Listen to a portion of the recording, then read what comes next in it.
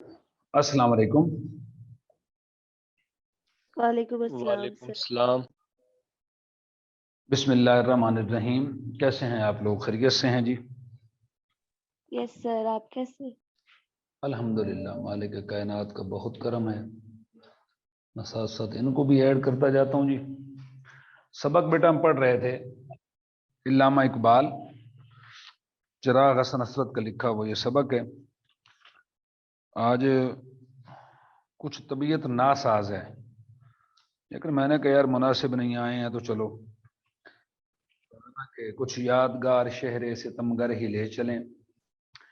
आए हैं इस गली में तो पत्थर ही ले चलें। आए हैं तो कुछ ना कुछ तो करना चाहिए। तो सबक कल हमने छोड़ा था सफ़ा नंबर 138 पे, 138 पे, और दूसरा पैराग्राफ था कि जवानी के ज़माने में इनका मामूल था कि सुबह उठ के नमाज पढ़ते, कुरान करीम की तिलावत करते, फिर वर्जिश शुरू कर देते, डांड पेलते। डांड पेलना की मुराद होता है डांड निकालना, जिसको इंग्लिश में पुशअप्स कहते हैं। मैं ज़रा यहाँ पे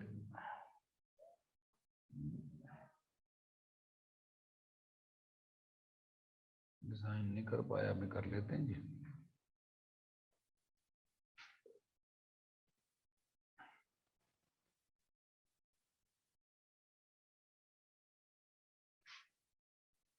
डांड पेलना मुराद होता है डांड निकालना। जिस तरह कि मैंने बताया कि इंग्लिश में कहते हैं पुशअप्स, बाजुओं की मदद से वर्जिश करना, उसे कहते हैं डांड पेलना। फिर है मगद्दर हिलाते। मगद्दर हिलाते मुराद है, मगद्दर से मुराद है वर्जिश के लिए इस्तेमाल होने वाली भारी लकड़ी।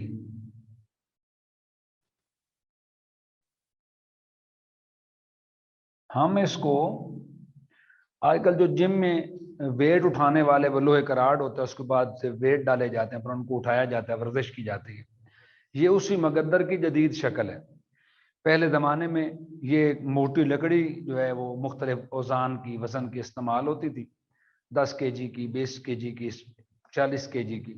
अब वो ज़रा जदीद सूरत हो गई है कि वो लोहे के पाइप आ गए हैं और बाहर उनके वेट होते हैं जिनके ज़रिए वर्जिश की जाती है। तो इल्लामा इकबाल उस ज़माने में चूंकि ये वेट वगैरह नहीं थे तो वो मगद्दर हिलाते थे। मगद्दर उस भारी लकड़ी को कहते हैं जिससे वर्जिश की जाती है। और जब सारा जिस्म अर्क अर्क हो जाता, अर्क अर्क हो जाना से मुराद है पसीने में शराबूर हो जाना। अर्क अर्क होना के माने लिखें पसीने में शराबूर हो जाना। अर्क अर्क हो जाते तो मगद्दर हाथ से छूटता, यानी जिस वक्त तक पसीना अच्छी तरह जिस्म से ना निकलता तब तक वो वर्जिश करना खत्म नहीं करते थे। अच्छा, फिर कहा जी अलबत्ता कुरान करीम की तिलावत। अच्छा, सन ज्यादा हो गया।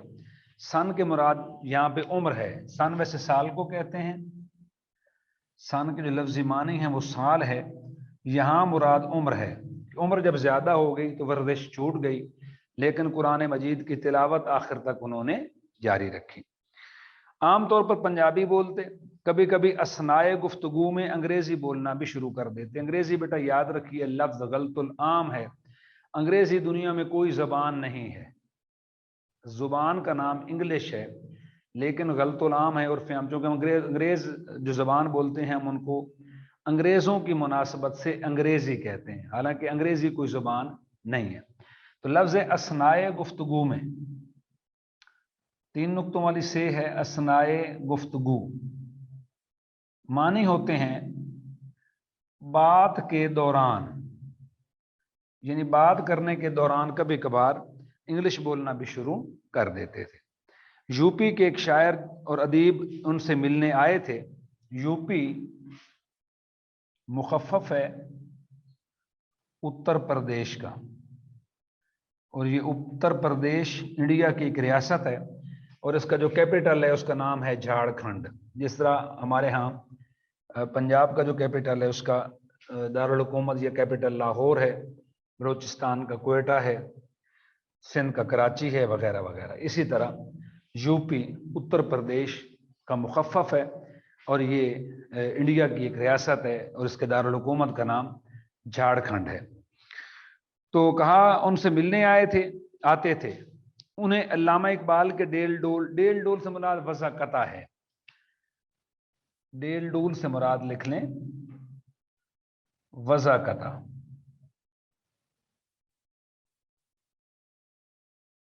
वज़ाक़ता लबो लहजा और गुफ्तगू के अंदाज पर हैरत होती थी, क्योंकि इन लोगों के जहन में शायर का तस्वुर यह है कि तीखे तीखे नक्श यानी शोख नक्श होने चाहिए, जिस्म धान पान के माने दुबला पतला, बल्कि बिल्कुल मुश्ते इस्तिग़फ़ान।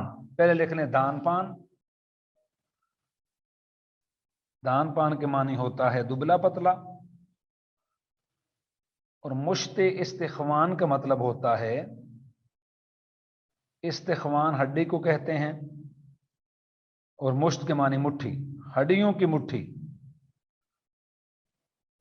यानी इंतहाई दुबला पतला आदमी जिसके जिस्म की हड्डियां नजर आती हों और उसके ऊपर गोश्त होना महसूस ही ना होता हो।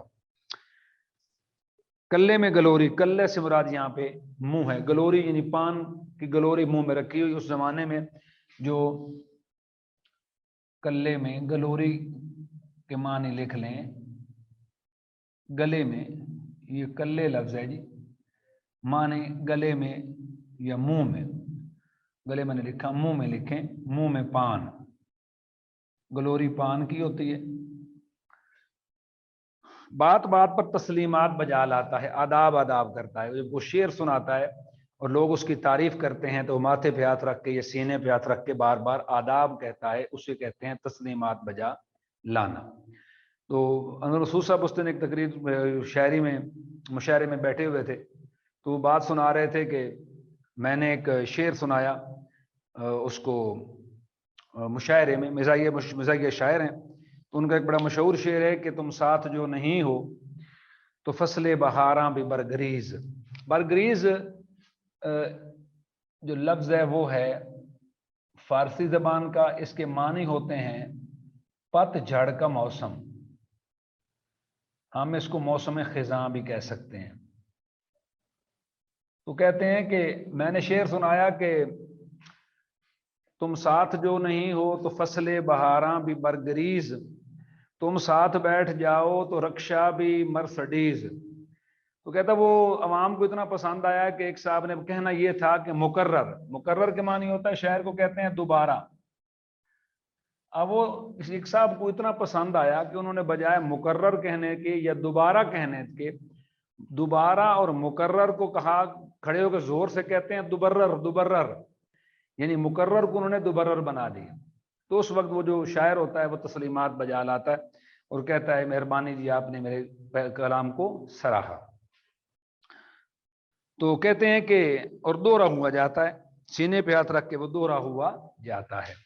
लेकिन अल्लामा इकबाल तो ऐसे नहीं थे, उनके तो डेल डाल था बड़ा मोटा ताज़ा, और वो बड़ी बड़ी मूछें थीं और खूब खाना खाते थे और खूब लतीफ़े चुटकुले सुनाते थे। तो जो शोराए कराम उनसे मिलने आते वो बड़े हैरान होते कि शायर ऐसे भी होते हैं।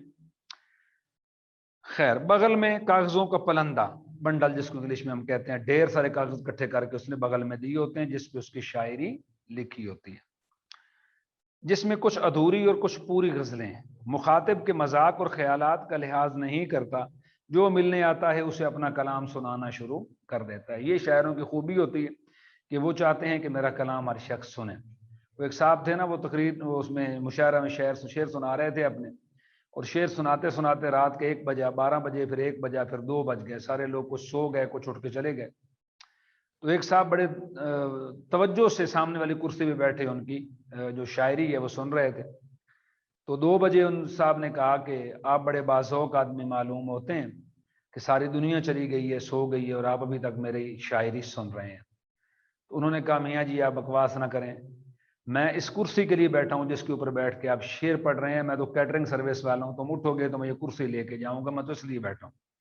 तो जो शुराए कराम होते हैं ان کی یہ خواہش ہوتی ہے اور شوق ہوتا ہے کہ میں جو بندہ مجھے ملے میں اس کو شعر سنانا شروع کر دوں. اقبال کے ہاں یا اقبال کے اندر یہ عادت موجود نہیں تھی. مجھ سے یو پی کے ایک مشہور شاعر نے جو علامہ اقبال سے مل چکا تھا استجاب کے انداز میں کہا. استجاب کے معنی لکھ لیں حیرانگی. استجاب کے معنی لکھیے حیرانگی. شاعر صاحب نے حیرانگی سے کہتے ہیں مجھ سے کہا اجی صاحب ڈاکٹر اقبال اپنے لب و لہجے اور ڈیل ڈول سے بالکل پنجابی معلوم ہوتے ہیں. گویا ان لوگوں کے نزدیک اچھے شاعر کے لیے ضروری ہے کہ وہ اپنے لب و لہجے اور ڈیل ڈول سے پنجابی معلوم نہ ہو. ایک دفعہ یو پی کے ایک شاعر آئے اور تھوڑی دیر کے بعد علامہ اقبال سے ان کا کلام سننے کی فرمائش کی. انہوں نے ٹالنا چاہا. اقبال نے کہا کہ اتنی محفل لگی ہوئی اچھی بات چیت ہو رہی ہے تو تم شاعری کو رہنے دو. لیکن آپ جانتے ہیں کہ یو پی کا شاعر شعر سننے اور سنانے کے معاملے میں ہمیشہ بے پناہ ہوتا ہے. وہی بات جو میں نے پہلے کی, کو بے تحاشا شعر سناتا ہے اور بے تحاشا شعر سنتا ہے. انہوں نے علامہ مرحوم کے افکار کو شاعرانہ انکسار سمجھا. جس طرح شاعر ہوتا ہے وہ عاجزی کہتا نہیں نہیں جی میرا کلام تو اتنا اچھا نہیں ہے تو بس مہربانی جی میں ایسا لکھ لیتا ہوں. انکسار کے معنی لکھیں عاجزی. انہوں نے ان کو شاعرانہ عاجزی سمجھا کہ جس طرح عام شاعر کرتے ہیں تو وہ انہوں نے سمجھا کہ اقبال بھی ایک عام شاعر ہیں اور اس لیے معذرت کر لیں اور اپنی بات کو وہ کہہ رہے ہیں جی کہ معذرت خواہ ہوں رہنے دیں شاعر میں میری شاعری اچھی نہیں ہے وغیرہ وغیرہ. اور برابر تقاضا جاری رکھا, ضد کرتے رہے. جب یوں کام نہ چلا تو اپنی ایک غزل سنانی شروع کر دی. علامہ اقبال کچھ دیر تو چپ بیٹھے سنتے رہے, لیکن جب دیکھا کہ مدعی داد کا بھی طالب ہے. مدعی کے معنی ہوتا ہے بیان کرنے والا, یہاں مراد ہے, ویسے اس کے معنی ہوتے ہیں دعویٰ کرنے والا. مدعی کا لفظی معنی ہے دعویٰ کرنے والا, یہاں مراد ہے بیان کرنے والا, معنی شاعری کرنے والا. جب کہتا ہے داد کا, داد کے معنی تعریف, کہ وہ تعریف بھی چاہتا ہے کہ میری تعریف بھی کی جائے, تو علامہ صاحب نے کیا کیا؟ علامہ صاحب نے یہ کیا کہ صاف کہہ دیا کہ اس قصے کو جانے دیجئے, میں شعر سننے سنانے کا قائل نہیں ہوں. وہ تھوڑی دیر چپ کے بیٹھے رہے, پھر اٹھ کے چلے گئے. چپکے سے مراد چپ کر کے, مگر ان کے تیوروں سے صاف معلوم ہوتا تھا کہ یہاں سے نکلتے ہی خودکشی کر لیں گے. بڑی تکلیف ہوتی ہے شاعر کو اگر اس کی شاعری نہ سنی جائے اور پھر داد نہ دی جائے. اور پھر علامہ اقبال جیسے آدمی کے سامنے اگر کوئی شخص شاعری سناتا ہے اور اقبال کو پسند نہیں آئی تو اس کا مطلب ہے کہ وہ شاعری اچھی نہیں تھی. اور اس معاملے میں وہ حق بجانب بھی تھے. انہیں یقیناً عمر بھر میں کبھی اس قسم کے شاعر سے سابقہ نہیں پڑا ہوگا. سابقہ کے معنی واسطہ ہوتا ہے. سابقہ کے معنی واسطہ. ایک اور سابقہ بھی ہوتا ہے, اس کو واسطہ کہتے ہیں. جس طرح نامحرم ایک لفظ ہے, اس میں نا سابقہ ہے. یہ اور چیز ہے, بات آگے جو میں نے کہا بتا دیتا ہوں. نالائق میں نا سابقہ ہے. وابستگی سے مراد ہے واسطہ یا سابقہ یا تعلق. تو کہا کہ جی میں کہتے ہوں گے کہ یہ کیسے شاعر ہیں جو نہ شعر سنتے ہیں نہ سناتے ہیں, نہ داد لینے کا شوق ہے اور نہ داد دینے کا سلیقہ. انہیں تو تعریف کرنے کا سلیقہ ہی نہیں آتا, ان کو تو شعور ہی نہیں ہے کہ شاعر کی تعریف کس طرح کی جاتی. علامہ اقبال جوانی میں کبھی کبھار مشاعروں میں بھی شریک ہو جاتے تھے, لیکن آہستہ آہستہ انہیں اس قسم کے اجتماعات سے نفرت ہو جاتی ہے. اچھے شاعر کو جب گھر بیٹھے داد مل رہی ہو, لوگ ان کی عزت کر رہے ہوں اور وہ شخص کردار کا بھی اور گفتار کا بھی دھنی ہو, تو اس کو اجتماعات میں جانے کی ضرورت نہیں پڑتی. ایک دن مشاعروں کا ذکر آیا تو فرمایا اردو شاعری کو ان مشاعروں نے کھویا, یعنی مشاعروں نے اردو شاعری کو برباد کر دیا. میں نے پوچھا وہ کیسے؟ شاعری تو الٹا اردو کی ترقی کا کام کرتی ہے. مختلف لوگ مختلف انداز بیان میں لکھتے ہیں, پھر ان کو سناتے ہیں, لوگوں تک بات پہنچتی ہے, تو یہ تو بڑی اچھی بات ہے. کہنے لگے مشاعروں میں برے بھلے سب شریک ہوتے ہیں. ہمارے یہاں پیمانہ کوئی نہیں کہ کون سا شاعر اچھا ہے اور اس نے جو کچھ کہا ہے اس کا معیار کیا ہے, اس کا سٹینڈرڈ کیا ہے. جس کا جو دل چاہتا ہے ردیف قافیہ جوڑ کے الفاظ کے چناؤ میں احتیاط کیے بغیر جو اس کے منہ میں آتا ہے, جو دل میں آتا ہے وہ لکھنا شروع کر دیتا ہے. پھر کیا ہوتا ہے, اور داد کو شعر کے حسن و قبا کا معیار سمجھا جاتا ہے. حسن خوبصورتی کو کہتے ہیں, قبا کے معنی کبھی سے ہے برا سمجھنا. آپ اس کو لکھ لیں, حسن و قبا کو خوبی اور خامی معنی میں نے آپ کو بتا دی. خوبی حسن کے معنی ویسے خوبصورتی ہوتا ہے, اور کبھی کبا کبھی سے ہے جس کے معنی ہوتے ہیں بدصورتی. یہ اس کے لفظی معنی ہیں, خوبصورتی اور بدصورتی. یہاں پہ مضمون میں یہ خوبی اور خامی کے طور پہ استعمال ہوئے. تو کہا کہ اس کا نتیجہ یعنی جس شخص کو جتنی زیادہ داد ملتی ہے, ہم یہ سمجھتے ہیں کہ اس شاعر نے بڑی خوبصورت شاعری لکھی. حالانکہ یہ معیار نہیں ہے, کیونکہ عوام کے مزاج میں اور ایک شاعر کے مزاج میں یہ اس کے انداز بیان میں فرق ہوتا ہے. شاعر کا انداز بیان اور ہے, اس کے سوچنے سمجھنے کا انداز اور ہے, لیکن ایک عام آدمی مخلوق جو سامنے بیٹھ کے سن رہی ہے اس کا مذاق یا مزاج اور ہے. اس کا نتیجہ یہ ہوا کہ اردو شاعری نے عوام کے مذاق کو اپنا رہنما بنا لیا. مطلب یہ ہوا کہ لوگوں نے اب ایسی شاعری لکھنی شروع کر دی جو عوام پسند کرتی تھی, بلکہ اور با مقصد شاعری کو چھوڑ دیا. میں نے عرض کیا ان مشاعروں نے تو اردو زبان کو بہت فائدہ پہنچایا ہے. فرمایا ہاں, زبان کو فائدہ پہنچایا اور شاعری کو غارت کر ڈالا, معنی شاعری کو برباد کر ڈالا. مرحوم کی طبیعت میں ظرافت بہت تھی. ظرافت کے معنی شوخی لکھ لیں, ظرافت کے معنی لکھیں شوخی. آپ اس کو مزاح بھی کہہ سکتے ہیں. مزاحیہ طبیعت کے مالک تھے. شوخی کے معنی ظرافت, یا ظرافت کے معنی شوخی یا مزاح. خشک فلسفیانہ مسائل کو بھی وہ لطیفوں اور پھبتیوں سے ایسا دلچسپ بنا دیتے تھے کہ جی چاہتا تھا پیروں بیٹھے ان کی باتیں سنتے رہیں. پھبتی کے معنی ہوتا ہے مذاق اڑانا, ہنسی اڑانا. پھبتی ہنسی اڑانا, کسی چیز کی کسی کی ہنسی اڑانا یا مذاق اڑانا, اسے کہتے ہیں پھبتی اڑانا. تو کہا کہ یوں تو ہر روز 2-3 لطیفے ہو جایا کرتے تھے, لیکن جو پھبتیاں انہوں نے سر شہاب الدین کے متعلق کہی ہیں انہیں تاریخی حیثیت حاصل ہو گئی ہے. سر شہاب الدین لاہور میونسپل کمیٹی کے چیئرمین تھے. اس زمانے میں انگریز کا دور تھا, اور مسئلہ صرف یہ تھا سر شہاب الدین کے ساتھ, ایک نہیں 2 مسئلے تھے. ایک تو وہ علامہ اقبال کے بے تکلف دوست تھے, اور دوسرا مسئلہ یہ تھا کہ ان کا رنگت بہت کالی تھی, سیاہ رنگ کے آدمی تھے. اور ایک تو عام سانولا رنگ ہوتا ہے یا کالے رنگ کا بندہ ہوتا ہے, وہ کچھ زیادہ ہی کالے تھے حساب سے. تو اس لیے علامہ اقبال جب بھی ان سے ملتے انہیں کوئی نہ کوئی پھبتی, کوئی نہ کوئی لطیفہ, کوئی نہ کوئی مذاق سر شہاب الدین کے حوالے سے سوجھ جاتا, جس کو وہ بیان کر دینا اپنا فرض سمجھتے تھے. تو کہا کہ ایسا معلوم ہوتا ہے کہ انہیں دیکھ کر علامہ اقبال کو لطیفوں اور پھبتیوں کے سوا کچھ اور نہیں سوچتا تھا. وہی بات جو میں نے ابھی بیان کی. سر شہاب الدین کا رنگ سیاہ تھا. ایک دفعہ وہ سیاہ سوٹ پہن کر اسمبلی میں تشریف لائے. اسمبلی سے مراد یہاں پہ محفل ہے, مجلس ہے. کہنے لگے, علامہ اقبال نے انہیں دیکھا تو ہنس کے فرمایا, چودھری صاحب آج تو آپ ننگے ہی چلے آئے. مطلب یہ کہ ان کا رنگ بھی بیچاروں کا کالا تھا, اور جو لباس انہوں نے پہن رکھا تھا وہ بھی کالا تھا, تو لگتا ہی نہیں تھا کہ انہوں نے لباس پہن رکھا, تو ان کو مذاق اڑایا. چودھری صاحب نے غور کیا تو معلوم ہوا کہ لباس کے انتخاب کا معاملہ نظر ثانی کا محتاج ہے. مجھے لباس پہننے سے پہلے اس کے اوپر غور کر لینا چاہیے تھا کہ کیا میں یہ لباس مجھ پہ سوٹ کرے گا, کیا یہ لباس مجھ پہ اچھا لگے گا, تو مجھے یہ لباس پہننا چاہیے تھا. سیاہ رنگت پر سیاہ سوٹ واقعی بھلا معلوم نہیں ہوتا. بھلا سے مراد یہاں پہ اچھا ہے. لوگوں کو یہ بات معلوم کرنے میں دقت ہوتی ہے کہ کوٹ کا کالر کہاں ہے اور ٹھوڑی کہاں ہے. ٹھوڑی کے معنی داڑھی اور دقت کے معنی مشکل. میں یہاں لکھتا ہوں کیونکہ اس طرف لکھا تو آپ کا ٹائم ضائع ہوگا, تو میں یہاں لکھ دیتا ہوں. آپ لکھ لیں, دقت کے معنی لکھیں مشکل, اور ٹھوڑی کے معنی ہوتا ہے داڑھی.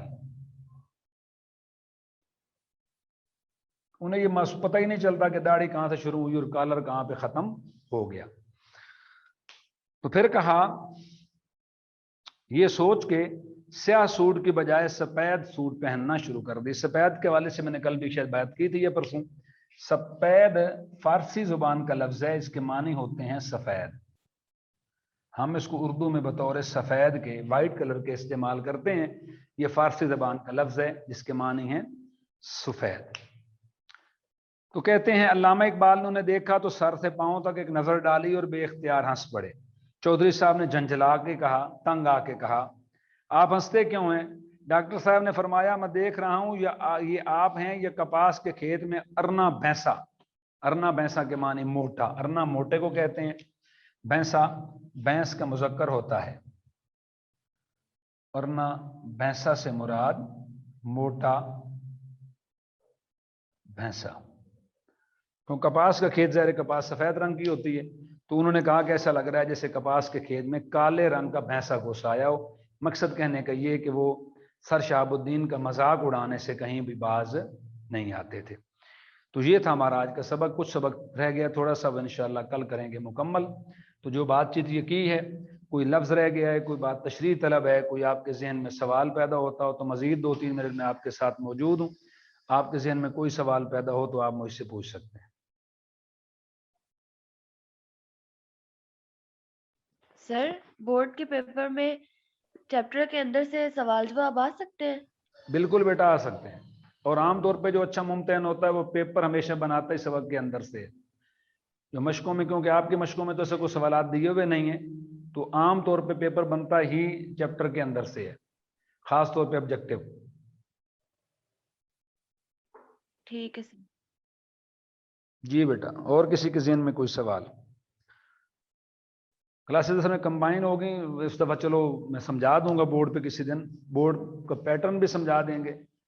تو کاغذ سبق شروع کر لیں تو ہم نے سبق شروع کر لیا، ورنہ میں آپ کو پیپر حل کرنے کا طریقہ اس پہ ایک دن لیکچر لیں گے ہم، آپ کو پوری ڈیٹیل میں سمجھا دوں گا کہ پیپر ہم نے فیڈرل بورڈ کا حل کس طرح کرنا ہے۔ تو اگر آپ نے اس پہ عمل کر لیا تو مجھ سے لکھوا لیں، 95+ نمبر کہیں نہیں گئے۔ اگر آپ پیپر اتنی ٹائم آپ کو ملا، ریڈیوس سلیبس ہوا ہے، اور پھر اتنا محنت کرنے کے بعد 95 نمبر لینا کوئی مشکل کام نہیں ہے۔ تو پیپر حل کرنے کا طریقہ کہ ہم نے پیپر کو کس ڈیزائن سے حل کرنا ہے، کیا کیا چیزیں ضروری ہیں، وہ میں سمجھا دوں گا۔ اور پیٹرن میرے خیال میں سر نے لکھوایا ہوگا، پیٹرن لکھا ہوا ہے جی، پیپر پیٹرن ابھی تک نہیں لکھا؟ چلیں یہ سبق مکمل کرتے ہیں تو میں پیٹرن لکھوا دوں گا۔ میں بیٹا پیٹرن بھی لکھوا دوں گا انشاءاللہ، یہ سبق مکمل ہوتا ہے کل ہو جائے گا۔ ایک دن پیپر پیٹرن پہ ہم بات کریں گے، اور میرا پہلا جو لیکچر ہے یوٹیوب پہ، جو سب سے پہلا لیکچر ہم نے اپلوڈ کیا تھا پچھلی دفعہ، اگر آپ کو یاد ہو تو لیکچر 1 جو ہے سیکنڈ ایئر کا، یوٹیوب پہ ہمارا جو چینل ہے دا کنسیپٹ اکیڈمی کا، جو اردو کا پہلا لیکچر اپلوڈ کیا تھا وہ پیپر پیٹرن پر ہی ہے، تو وہ آپ دیکھ سکتے ہیں۔ میں آپ کو یہاں پہ بھی پورا بورڈ پہ سمجھا دوں گا کہ پیپر پیٹرن کیا ہوتا ہے فیڈرل بورڈ کا، اور ہم نے حل اس کو پیپر کو حل کس طرح کرنا ہے۔ یہ 2 الگ الگ چیپٹر ہیں۔ یہ سبق کل مکمل ہوتا ہے تو اگلے 2 لیکچر انشاءاللہ۔ جی بیٹا۔ سر مضمون نویسی بھی سکھا دیں۔ مضمون کا؟ سر مضمون نویسی بھی سکھا دیں، کیونکہ ہم لوگوں نے ابھی تک نہیں کی ایک دفعہ بھی۔ میں آپ کو پوائنٹس بھی دکھا دوں گا، اور مضمون نویسی کا بھی پیپر لے لیتے ہیں، اس میں گرامر کے حوالے سے کافی سارے مسائل ہیں۔ تو چلو اب سبق شروع کیا ہوا ہے تو انشاءاللہ یہ مکمل کر لیں، مضمون نویسی بھی اور روداد نویسی، سوری آپ بیتی، اس پہ بھی انشاءاللہ ایک لیکچر لیں گے۔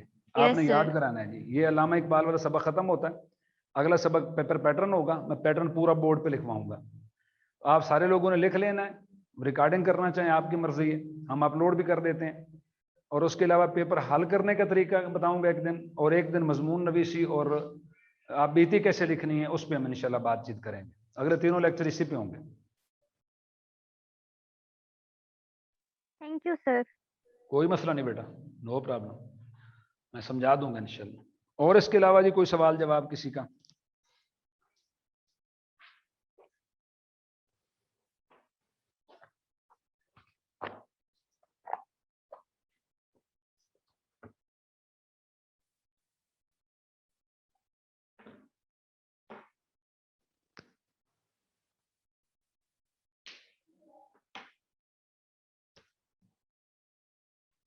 چلیں جی اگر کوئی سوال جواب نہیں تو آج کی بات چیت یہیں تک، انشاءاللہ ملتے ہیں کل. اللہ حافظ. اللہ حافظ سر.